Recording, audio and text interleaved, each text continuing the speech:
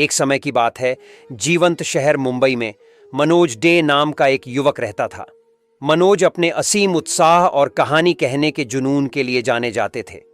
बड़े होकर वह अपने आसपास की विविध संस्कृतियों और समृद्ध परंपराओं से प्रभावित हुआ। कहानी कहने की दुनिया में मनोज की यात्रा तब शुरू हुई जब उन्हें यूट्यूब की ताकत का पता चला।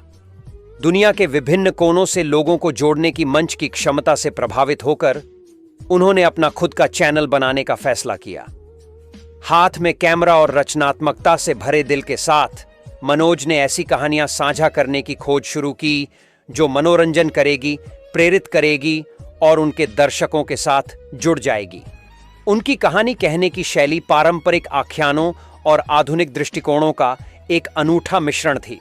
मनोज ने ऐसी कहानियां बुनी जो विविधता की सुंदरता का जश्न मनाती हैं, भारत और उससे परे के असंख्य रंगों को अपनाती है।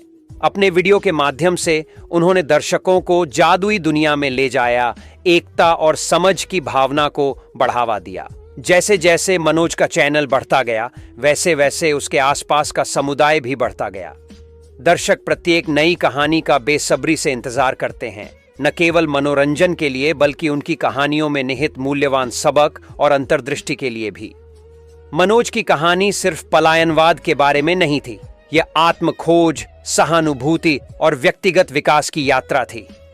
अपने कंटेंट निर्माण के केंद्र में मनोज ने कभी भी उस प्रभाव को नजरअंदाज नहीं किया जो वह कर सकता था।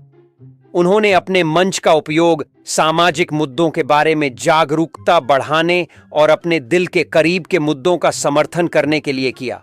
चाहे वह शिक्षा को बढ़ावा देना हो, पर्यावरणीय स्थिरता हो या समावेशिता को बढ़ावा देना हो, मनोज सकारात्मक बदलाव के प्रतीक बन गए। अपने कैमरे के लेंस और अपने शब्दों के जादू के माध्यम से मनोज डे ने डिजिटल परिदृश्य को बदल दिया और अपने दर्शकों के दिलों पर एक अमिट छाप छोड़ी। उनकी कहानी सिर्फ स्क्रीन पर मौजूद पिक्सल तक ही सीमित नहीं थी।